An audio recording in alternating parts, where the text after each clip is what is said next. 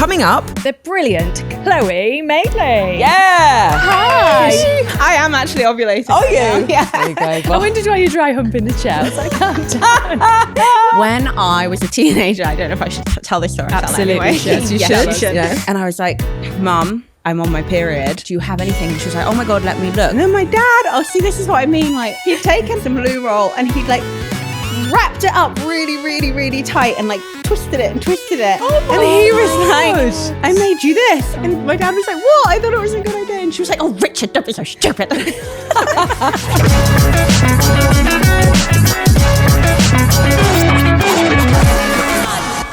Hello, darling. Hi. How you doing? So good to be back. It's so nice to be back. You're looking gorgeous. Loving the red. Thanks. So are you. Love the boots. I know, John Lewis. We just fangirl each other. I Don't know, we? we do. Oh my Oh, you God, look I so love your great. outfit. Looks great. Gorgeous. Love it. What are you up to? What's been going on? Well, I start my tour tonight. Do you? My tour kicks Oh off. my Express God. yourself. Yeah, it starts tonight. I'm absolutely petrified. I'm literally shaking already. Good, that's good. It's good to have nerves. But yeah, my first show tonight kicks off in Reading. Amazing. Reading's really. Have you been to Reading before? I went to Reading Festival years ago. In fact, you? I was pregnant, but I didn't know, and I felt awful. I took 2 pregnancy tests, thinking that maybe something's off because I may have messed up my pill a little bit. We all do it. Yeah, and think, we've all done it'll it. be fine. Yeah, it's I've missed my fine. pill 5 days in a row.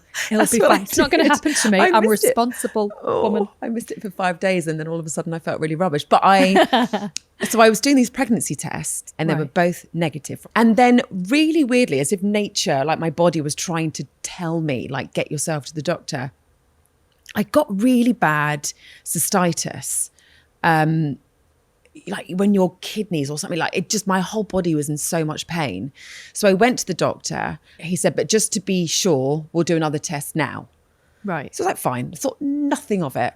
I think I was scrolling on Facebook when he looked at the test, he went, okay, so you're pregnant. I was like, what? My body just went really hot. Like I just overheated and I took all my clothes off. Oh. So I was just then... The doctor really misinterpreted what was going on there. So then I was just in this doctor's surgery. Oh, Louise is acting like she's having a smear test. So I said, this is how you got pregnant.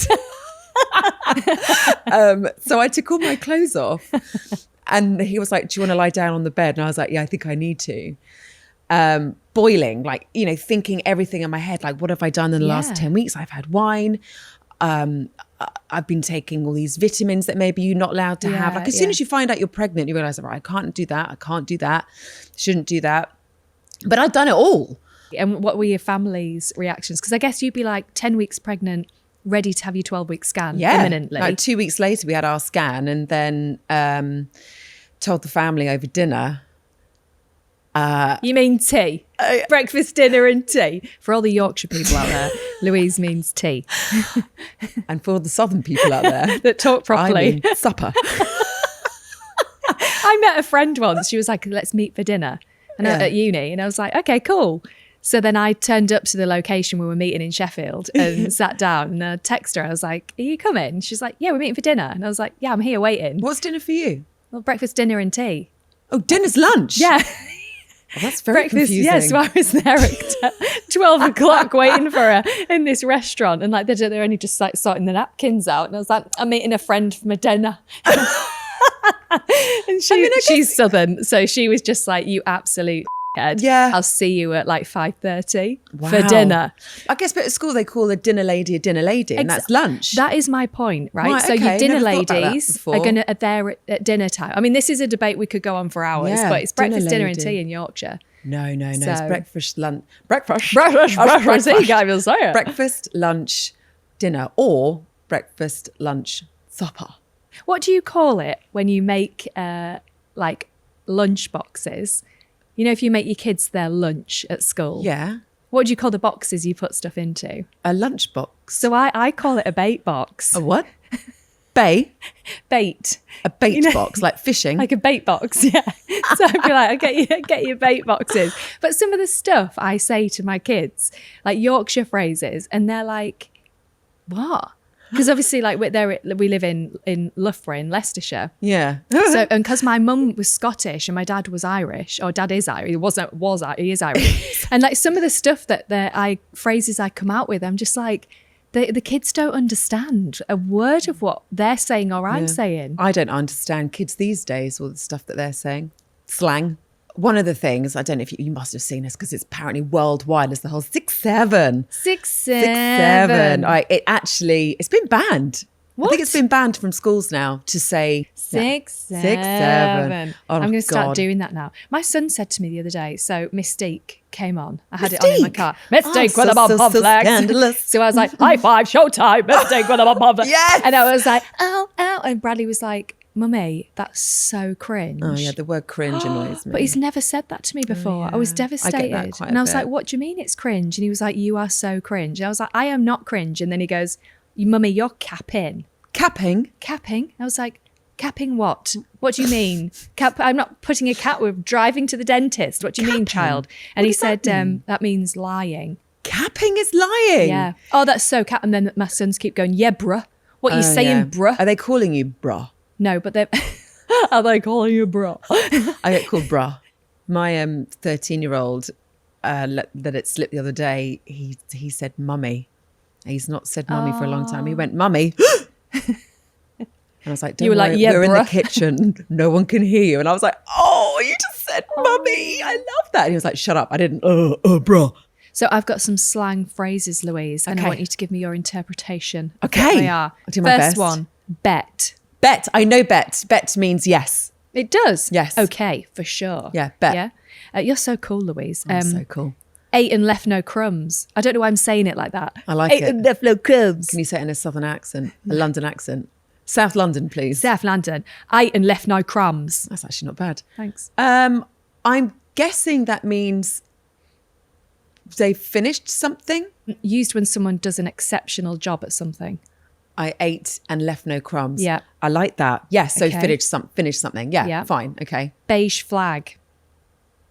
Beige flag. I would assume that means that someone is boring. Like a personality trait that's neither good nor bad, just quirky or strange. Beige flag. I would say like, if someone's a bit beige. Yeah, like a bit bland. Yeah. Yeah. Bit vanilla. No cap. No cap. Yeah. Truth. No lie, seriously. Yeah. So the truth. Riz. Riz is like flirting, like charisma. Have you looked at these? Or No, do you I have a genuinely teenage know? boy. Okay, That's yeah, all fair they enough. say. Do you have any phrases from like when you were younger? Like stuff that you used to say? Can you remember at school? What's up? She's a name you know well, the daughter of TV icons Richard and Judy, and a media personality in her own right. And she's also a qualified personal trainer with expertise in pre and postnatal fitness and a devoted mum to her 3-year-old. She's here to talk about it all, balancing her media work with a successful fitness career, mum life, the journey through divorce, and how she is working to get her drive back after a major life shift. Please give a massive welcome to the brilliant Chloe Madeley. Yeah! Hi. She is. I feel like so there much- should be an audience here. But Well, they they're do, listening. yeah. They are here, but we just They're can't see them. They're out there. Thank you so much for coming on. Thank you for having me. I'm sorry it looks like I'm in my PJs. I live on the opposite side of London. So I was like, just get up, get your daughter to nursery and get there. And then when I walked in, I was like, uh-oh. You look wicked. This and is you look what the wicked. podcast is Yeah. about. It's mum life. It's like, Chill. okay, everything matters about my child, getting to where I need to Yeah. be. And then you sit down and you're like, Okay. what am I wearing? I don't know if I don't know what's But you happening. do look gorgeous. And you Thanks, smell guys. amazing. Yes, you do What smell perfume are you cute. wearing? It's an amalgamation of scents. A narcissist because it's Chloe, evidently. So that's the perfume. And then I also have like a coconut spray. very I'm nice. obsessed Delicious. with coconut. Like it's Love a it's a coconut problem spray. for me. Yeah. And how are you? What's been going on? Tell us everything. Oh, you know what? It's full disclosure. Let's just dive right in. It's Let's been go a for it. really rough couple of weeks with the divorce stuff, but we are nearing the end now. So I just have to like kind of keep my eyes on the prize and keep going. But the last couple of weeks have really kicked my ass in terms of my stress levels. This is a nice break. This is like therapy. This is a safe space, and just let it all out. Yeah, like, this is a nice and refreshing for other people to hear that's going through the same thing. Yeah, knowing that it's something to talk about, and it is stressful, and it does impact you mentally, which can have a bit of a physical knock-on effect as well. Yeah. It's like I say, the intention, as it always would be, kind of like with your birth stories, which I was talking to your producer about. You can't, I think most women go in with like, I'm going to do a water birth, gas and air, like, you know, no C-section. I might have a paracetamol when it starts to get painful. Do you remember when you say that? Exactly. And then I went in and I had like category 2 emergency C-section. That didn't go to plan. And then it's kind of like that. I think, at least I presume, or I would hope that most people, especially with children involved, go into separating and divorce. Like, we're going to do it, mediation, no lawyers. We're not going to go to court, But it doesn't always pan out like that. And it is really unbelievably stressful. Especially when it's like your home, money, your emotions, child, their future. Exactly. Yeah. And how do you cope with that then? So you guys separated how long ago? 2 years ago. 2 years. Oh, and did you wow. live together after the separation? Yeah, really lucky in that, you know, when we broke up, James, he's rarely in London. Like he's everywhere all the time. So it was a really easy transition of he was like never there anyway. He moved out in like the spring of 2025. So, but he was like, he's never there. So it's fine. And then when he was, my parents lived down the road. So if I just needed to get out and sleep, to be honest, was the main thing. Like that I need, and still I'm obsessed being with like my a single sleep. mum for a lot of the time. Oh my God, it's so exhausting. So I would just go to my parents' house and sleep for 1 to 2 days, whatever, and then go back.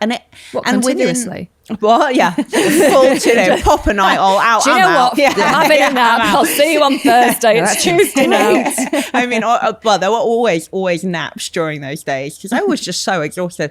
And during that time, obviously, enough time went by that he could find somewhere, and he moved out. And yeah, so we're kind of I'm still in that house. He's got his own place now, and it's we'll see what happens. And how did you kind of get to that point where you're like, right, you've made the decision to separate, and then the most important thing is like you've both got your emotions to deal with, but you have a child. And what conversations did you have to say, right, we need to make a plan here to say this is what's important for our communication for our daughter? How do you go about that when your emotions are so heightened?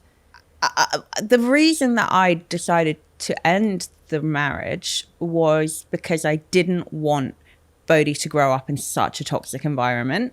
Right. So it would completely kind of defeat the whole purpose of separating if we carried that into separation and divorce. And how's your daughter? Like, does she understand what's going on, or is it? I picked her up from nursery last week. It was so funny, the look of horror on some of the other parents' faces, but I just burst out laughing, and I was so happy that this was how she delivered it. She came out, she went, "Mummy, I've got 2 houses." And I like, everyone else was like, like, you know, everyone was like about to shed a tear. And I was like, yes, this is what I wanted. Oh, that's good. You So know? it's turned into quite a positive thing for her. Yeah, and it's a cliche. Like, you're always like, oh, just tell them they get 2 houses and 2 cars and 2 there. But actually, like, it's come to pass, and I'm so, thank God. Yeah. You know, Yeah. aside from that, the only thing that I found difficult about the public eye element of separating was in the beginning when everyone was like, oh, it's a fake. It's for the... I'm like, It's you a do not... fake? What, like publicity? Because we had a TV show out at the time. And I was like, you just don't know me if you think I would ever around with that. Absolutely. That's my family. Yeah. Like, and that really, really made me quite irate. But then, you know, I look at with the Molly May and Tommy Fury, and I think there have been a few, I don't know, incidences where they've kind of publicly broken up and then publicly got back together. And I just think I can understand why that narrative has developed for people who are in the public eye. So you'd filmed the show, but you were still together? The show was airing. It was wrapped and it was airing. Right. And then he just kept getting photographed out and about with women. And And how did that make you feel when you like I read was in so angry. I was say, was that part of the problem, do you reckon? Like, if you could go back, like, would you have done that show? So what happened? Yeah, I would have done the show because we have so many amazing memories and it's from it, and I love I love watching it. I've rewatched it like 2 or 3 times. Oh, and I love it. It's just watching my little babies and watching myself become a mother, and I'm obsessed with my daughter, and it's just it's like a moving photo album of the early days of her life, which I think we all know you hardly really remember because you're so tired the whole time. I don't regret it at all. I do, when we did privately have the conversation, we serve plural behind the scenes of like, I was like, I just don't want to, I can't do this anymore. We have to manage it really carefully. The show is airing. Don't do anything stupid. And then, it's just photos just kept kind of coming out. And then I got followed and I wasn't wearing my ring. Oh, for crying out loud. And that was it. Then we were off to the races. And I was like, oh, for God. And that is not how I wanted it to go. To be honest, I didn't really want to talk about it, period. I was like, well, there might never come a day I want to talk about it. Obviously now, because I'm a motor mouth, as I'm sure you can tell. I was like, I'm sure one day I will. But I would have been happy going months without even anybody knowing. But and from what point did you take your wedding ring off? From when the show was aired? Yeah, I think for myself, quite early on, it was an act of like closure. Yeah. And I think people maybe see it as like, I don't know, like an attention grab or like, I'm single, one or the other. But for me, it was just like, I'm done now. Yeah. Like, I'm done. It was an act of like self-support in a way. Yeah. Like conviction. Conviction's the word I'm looking for. Yeah. And is he dating? Yeah, I mean, he's James. He's a born to be a bachelor, right? And I am born to be. I'm very, very domesticated. I like being at home. I'm a family girl. I've got like, I can count on one hand who my best friends are. I see my family every week. Ideally, like for me, if they're around midweek and on the weekends. So you can sleep for 2 days. Yeah, I love it. It's like the one benefit of co-parenting is that there are 2 days a week where James has Bodhi and I'm just like, night, I'm sleeping. And what kind of mother would you say that you are? Instinctive. And if I can get away with not giving about it, I will. Nice. Like, and so for example, God, that's so good. So I didn't get to that point to have my third child. Yeah. The first one I was so on edge and anxious, like, oh my God, everything has to be perfect. And like swimming lessons at 3 months old for crying out loud. God, yeah, like, I did that. ridiculous. Mandarin lessons when they're 4 months old. Yeah. You're like, why do we do this? Why do I do this to myself? Sorry, Karen, I'm really pleased. Yeah, coding at 3. Yeah. I'm like, no, I get it. I went through that phase when she was a newborn, when she was a baby. I really went through it. And I don't know what happened somewhere along the line. My inner lazy mother kicked in. Thank God. Thank God it only happened once. She once bit a kid at nursery. That stressed me out. Stuff like that kind of stresses me out, which again, in hindsight, I look back on both of those things now. I'm sat here and I'm like, oh, neither are really that big of a deal. Yeah, did that kid deserve it? Yeah, exactly. Self-defense. I think you did, Spike. No, so do you say you had quite a traumatic birth story? Yeah, I was. Yeah, well, you know what? It wasn't in the grand scheme comparatively to other people. It was fine. Do you want to share it? We love a birth story. I was a failed induction, which I feel like everyone. I don't want to scare anyone listening, but I don't actually know anyone who's had a successful induction. Me neither. Yeah. It got quite dangerous towards the end, so I had to do category 2 emergency C-section. What does that mean? So category 2. So there's 3 categories. Obviously, 1 is the worst. It means there's potential of a fatality, and 2 is like 2 is you're nearing on that, and 3 is, I guess, fine. I mean, look, guys, I'm not a doctor, so just completely disregard everything I've said if it's completely wrong. Hands up, I'm not a surgeon, I'm not a doctor. But I had category 2. It got to a point where like Bodhi's heart rate was really, really, really dropping. And they were like, we need to go in the next 5 minutes. And I was like absolutely heartbroken because for some stupid reason, I'd got it in my head that I did not want a C-section, which is ridiculous now because I look back and I'm like, thank God for the C-section because my daughter is here and she's alive. Absolutely. And if it wasn't for that, I don't know what the end of that sentence would be, but I'm happy that I had the C-section. And I just remember being like, I want to do this every day for the rest of my life. Wow, really? I loved it. And I was like, I want another kid for so long. And it's only recently that I've been like, I would rather die than have another child. Oh, really? You're not interested at all? Shops closed? No, it's too much. And I think also when I'm very kind of, I have to choose my words carefully here. I do kind of count myself as a bit of a single parent. James is absolutely like involved in Bodhi's life, and really amazing with her. He's an incredible dad. But I do kind of live my kind of 24/7 day-to-day life feeling like that. And I just think, I don't know how single mothers of more than one child do it and work. I'm like, that is the most astonishingly impressive thing. I know that they are the real superheroes. I don't understand how they do it. I read something the other day which I really liked, because I think, you know, we all go through those phases of feeling like we are getting buried. Yeah. And actually I read something that said, you're not getting buried, you've been planted. I love this. And you're ready to bloom. And I was like, oh, I like that. I love so it you've been too. planted. I've been planted. I'm waiting to bloom. To bloom. I'm just waiting. It's so funny that I saw a ladybug on my window the other day, and I'm not like a superstitious person, but sometimes I can be like a child. Oh yeah. So I Googled, I choose when I want to be superstitious when it suits me. I choose when I want to be 13 again, and I all of a sudden believe in witchcraft. Anyway, so I Googled what do ladybugs stand for, and it was like, oh, in like Western culture, the amount of spots on a ladybug is like how many months it's going to be till you find love again. And this ladybug was covered.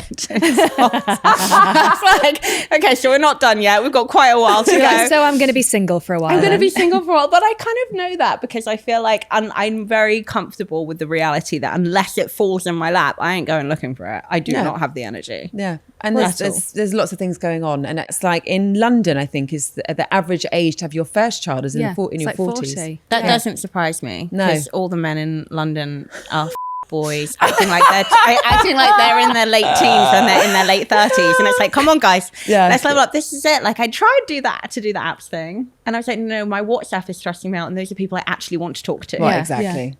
So no to this. Yeah. All you need to think about is you've been planted. When you said that, then I was like, I've been planted and I'm covered in compost. That's how I would summarize me as a mother.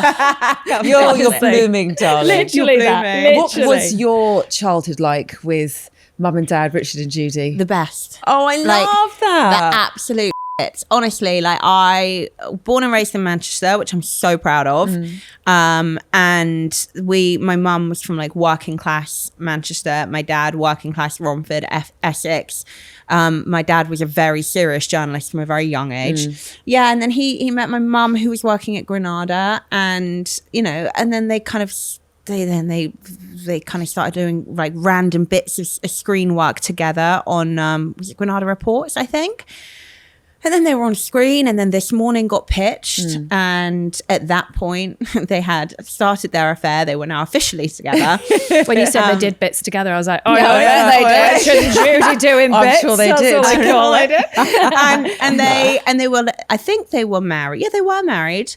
Diane Keating, who was in charge of kind of Granada back then, was like, oh, they're perfect for this because this is a time slot where, you know, mums are going to be watching and they've got a kid and they're married, and they auditioned and they got it and their life changed. So I can't begin. What I'm trying to get to is that my parents were so normal and it just kind of happened to them, and they didn't go for it. They weren't. My dad was ambitious in a journalistic field. My mum was like much more focused on being a mum and holding down a job, and it just kind of happened to them, which meant that growing up, you know, the year that they started This Morning was the year I was born. With, you know, Richard and Judy, household names, celebrity kind of media world all around me, was very exciting and not at any point normal. Didn't George Michael come to your house and have tea So and George stuff? Michael, or dinner or supper? George Michael. What time did George Michael come to your parents' It house? was a Sunday lunch. I guess you haven't already picked dinner. up. We love a lunch, Sunday lunch. The dinner ladies were there. It's dinner. You have to say you're confusing everyone. You're in London now. Lunch. She came for lunch. Sunday lunch. They did a phone in and they were raising money for, I cannot remember what. Then he left an anonymous donation of like tens of thousands of pounds. He's amazing like that. He always did amazing that was him. Things like that. Yeah, it was beautiful. Yeah, and he and obviously the research team or whoever was in the gallery, whatever, basically said to my parents, this has happened. It's George Michael. He wants to be anonymous. They kind of got him on the phone in the ad break and they were like, please let us search you. And he was like, no. And they were like, oh, and they really wanted to say, like, look how great this man is. He said, tell you what you can do. You can invite me over for a Sunday lunch. And they were like, yeah. Oh my God. So that's what they Wow. did. Yeah. And my mum, who literally was like, wham, George Michael, mega fan. Oh my God. Was like just completely beside herself. Like they bought new hand towels, new crockery, I love the whole that. thing. He came over with his boyfriend Kenny, and he was amazing. He was. Do you remember it? Like, how old were you? Vividly. Yeah, I was just like, it was lost on me. I was too young. Yeah, I think I was maybe 10.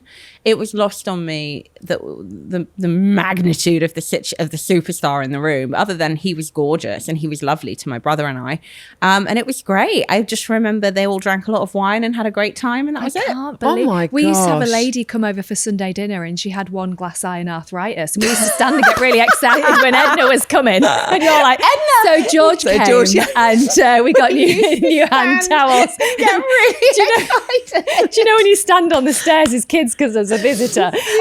We used to wait for Edna with a glass eye, and then you're like, we were waiting for George Michael. George and Just had Edna. such different. I feel like George and Chloe. Edna would have gotten on really well, to be honest. It sounds like someone he'd taken interest in. Yeah, it was bizarre and it was amazing. Like I said, it was never lost on anyone. That's really cool. Do you know your mum and dad?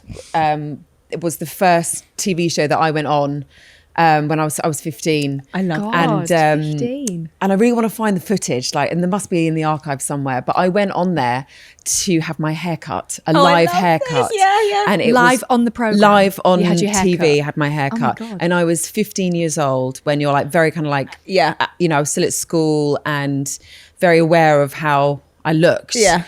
And the haircut was disastrous, and I was just like, this is horrendous. You know, you're just like.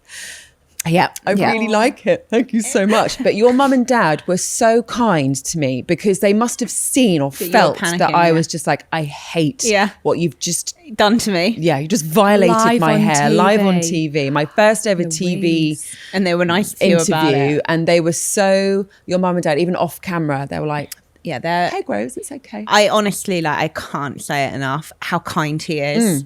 And how fair of a man he is, and how unbelievably good his values and moral compass is. And I get really angry when people go for him because I'm like, you don't know how good this person is.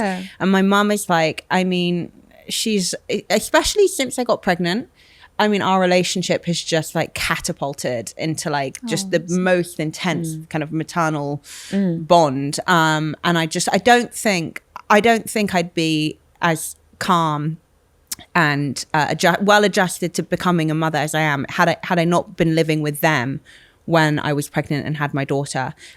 They basically just kept telling me every day, like, you're a natural, and Which is what you need to what hear, you need to isn't it? hear, Yeah, because you have to believe that you are in order to start to feel like you are, and therefore you then act like you are. Do you feel that because you growing up and seeing your parents' relationship, I guess a good healthy one, because yours and James wasn't, you said it was toxic, like do you think that you were like, this isn't right then because this isn't what I had and I don't want that for my daughter? High standard. No, what I will say is I think it did a bit of a number on me seeing a mum and dad that lived together, worked together, did everything together. I think it was quite a long road of realization for me that wasn't normal in a relationship, and that you actually you can be independent or autonomous in a happy relationship. And do you have any parenting fails? Oh God, yeah. So James and I both road rage. It's really bad. And we road rage with Bodhi in the car.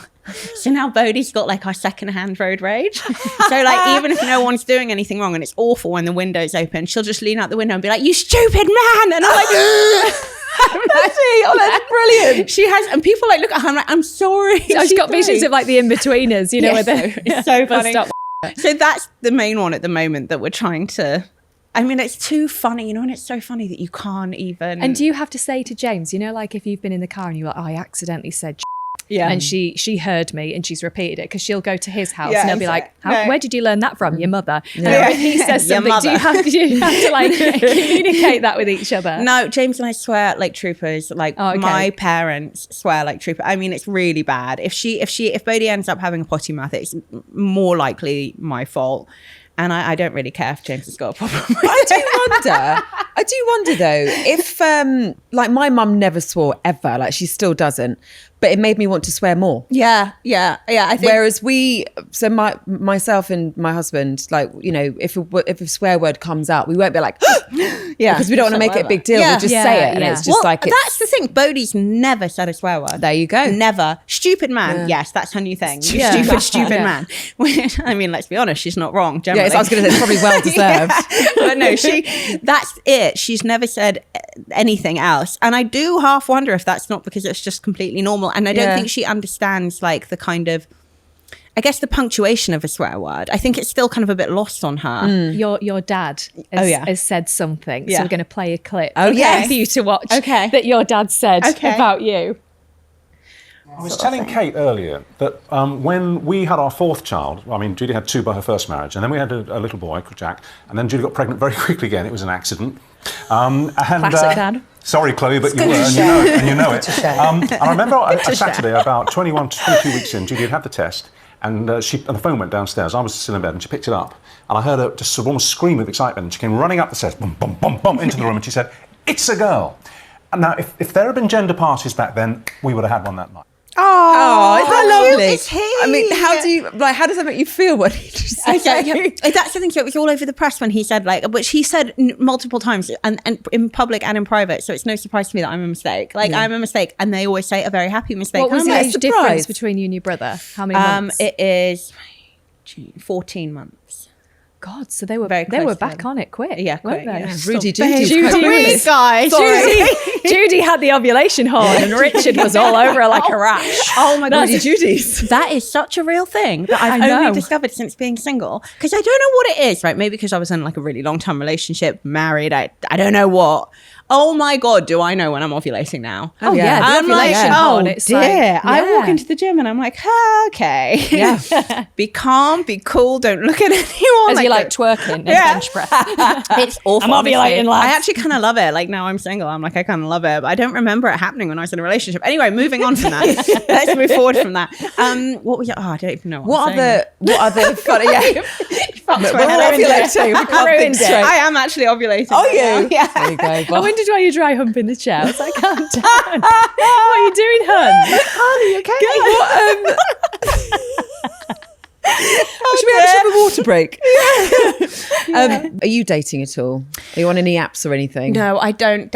I'll be honest with you. Between being a mum and my work and training, I don't have any interest whatsoever in scrolling on an app or taking out like 1 to 2 to 3 hours of my week every week to go sit with someone and decide whether or not I kind of fancy them and maybe we'll go on another day. I'd rather die. So no, I would honestly rather die. I'm not dating. I'm not like, no.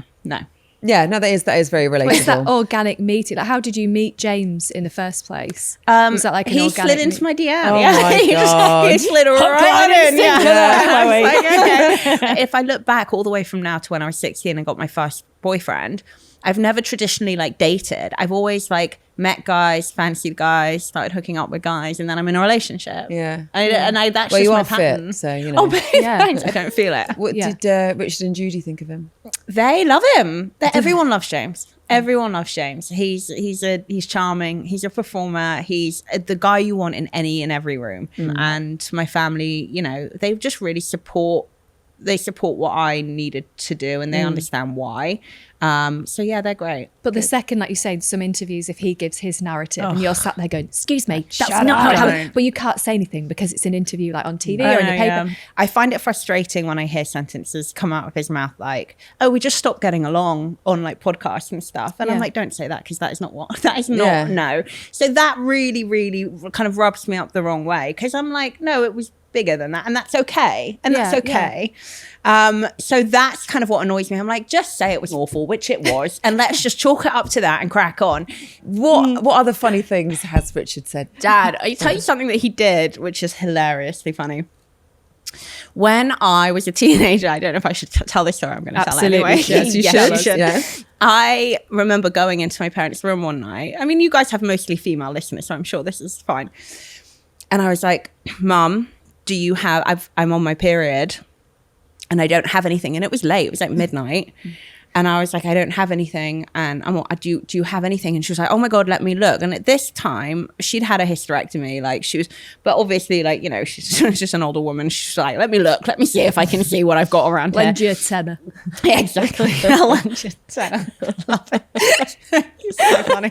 So she's like rummaging around. And I was like, okay, I'm going to go back to my room and like just try and manage the situation. And then my dad, this is what I mean. Like, it's just such a good heart on him. He comes in and he'd take him £10 like, note. Lou roll no, tenner. don't. Yeah. Sorry. I heard you needed a tenner, love. And he'd taken like some loo roll and he'd like wrapped it up really, really, really tight and like twisted it. Oh my and he was God. like, I made you this. And I was like, now, okay, we all know this is hilarious and a completely misguided and misinformed way to fashion a tampon. But how cute that he'd very gone cute. to the So- toilet to do that for me. So he'd fashioned me this like god awful, obviously was never going to use tampon, but I just thought like the kindness, the intent, and I think human intent is all I care about, not the end product. What was the intent? And his intent has always been so kind and just I'm incredibly lucky. And what did your mum say at that point? Because my mum would be like, oh, for Christ's did. sake, Paul. I took Not it a into bloody her. tampon. Yeah, I did. I took it into her and I showed her and I was laughing. And my dad was like, what? I thought it was a good idea. And she was like, oh, Richard, don't be so stupid. I've never been anything other than proud to call them my parents from like a really, that's really young beautiful. age. That's lovely to hear. I think it's really cool to be surrounded by people that you're proud of. Oh God, yeah, absolutely. Well, it And makes me feel like inspire I'm an you. underachiever at the moment in life. But like I say, I'm in my holding period. Well, It's- You are. No, you're not. I'm in my I'm not. holding So period. I when I said at the start about you're a fitness instructor, like you are so much more than that. Yes. And Yeah. I think like we're talking about Rich and Judy or Rich and Judy's daughter, but in your own right, what you have created and achieved and how smart you are when it comes to health, fitness, nutrition is kind of sometimes overseen. Yeah, it's a niche bracket, especially when you talk about if it, you know, in the media, if it's not got the title fat jab or like transformation, they don't really take the health and fitness industry or like evidence-based, which is kind of what I am, an evidence-based coach, which is completely born out of and coaching from science. They don't really take it that seriously. It's not really that sexy or interesting. I find my job very sexy and interesting. I love weightlifting. I love physique. I love understanding body mass. I love nutrition. I'm not a dietitian by any stretch of the imagination, but I'm fascinated in dietetics. I honestly love my job, and I feel completely comfortable saying, and I think more people should feel comfortable saying sentences like that, I'm very good at my job. Yeah. So I write books and I do podcasts and I have 2 really successful coaching businesses, and I'm really happy with that.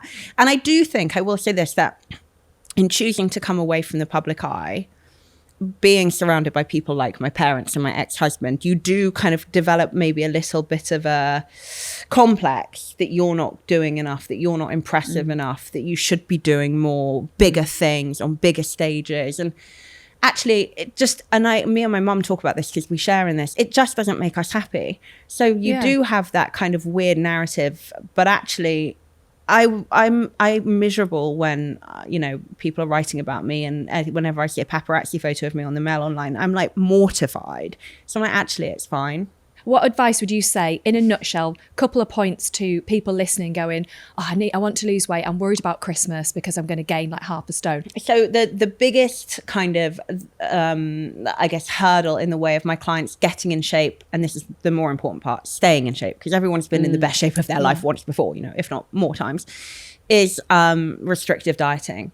The on or off, I'm either on a diet or I'm off a diet kind of lifestyle, or the kind of, we call it the all or nothing mentality of like, I'm on a diet and I've been over restricting, so I better get it all in now, like it's now or never, and then you feel it and then you have to start again. It's more of a behavioral mental approach that needs to change. And if you tick the boxes in terms of, we're talking about exercise, non-exercise activity, good nutrition, caloric awareness, the fat loss will take care of itself. I have a lot of clients who are like obsessively getting on the scales every day. I'm like, instead of focusing on that, that? Why don't we tick the boxes and let that happen itself? And it does. Every time it does. And they actually enjoy it. So it is kind of this pendulum swing of extreme or fad dieting, which is hugely to blame for women not being able to have a good relationship with food and their bodies and get the results they want. And it's, like we said, you're at your most vulnerable after you've just had a baby. Like what's the journey been like for you postpartum? How did you cope with the changes to your body and adaptations, and how do you feel now? Well, body composition and physique science is something that's fascinating to me. So I loved being pregnant. I loved the postnatal period of I did all the rehab on pelvic floor, diastasis recti, TVA engagement, intra-abdominal pressure management. I did absolutely everything I could to make sure. And presumably you don't yourself when you're I actually have quite a hypertonic pelvic floor, so I actually have to work on relaxing it. Really? You see, I tighten my jaw a lot. And they say tight jaw, tight floor. Oh no, my jaw's tight and my floor is not tight. It's not. But yeah, I loved the rehab. It was hard at times. I wanted to get back in and deadlift 80 kgs and I couldn't. Everyone kept being like, it must have been really hard for you watching your body change. I'm like, I work in the body changing. This is incredible. I loved it. Did James say something? Did he say something about you with being like a whale? A sea cow. A sea cow. Which, by the way, I want to be clear, I found one of the funnier things that he's posted about me when I was pregnant. And people went mental because everyone went went mental. Oh God, it's me pregnant and I'm like under the water, like giving the peace sign. It's the coolest photo. I've got it framed in my house, actually. I love it. I'm not someone that has framed photos of themselves in life, but I feel like I'm with my daughter swimming. You just can't see her. It's cool. It's a cool photo. And he was like, I found this sea cow. Does anyone know what to do with it? And everyone went mad. And I was like, it's funny. I looked great pregnant. I love want to see photo. this picture now. Where can I see it? Is it online? Yeah, so just type in Chloe Madeley sea cow. Come on. But it was funny. It was really great. And he was so great with me when I was pregnant until my due date when he went to a DJ gig. Apart from that, he was absolutely great with me when I was pregnant. And he was great with me in the delivery room. And he was he filled me with confidence and calmness that it was all going to be brilliant. So Which is totally what you need. You need when you're pregnant. And then it's standing in the mirror. Do you remember when you go for your shower post giving birth and you look at yourself and it's I thought I looked like an elephant. When your skin is 20 sizes over than what it should be. It took forever for my bump to go. When you look at yourself in the mirror, you're like, But also, I was never really told, with my first, when I had my first, I wasn't online. I wasn't online at all.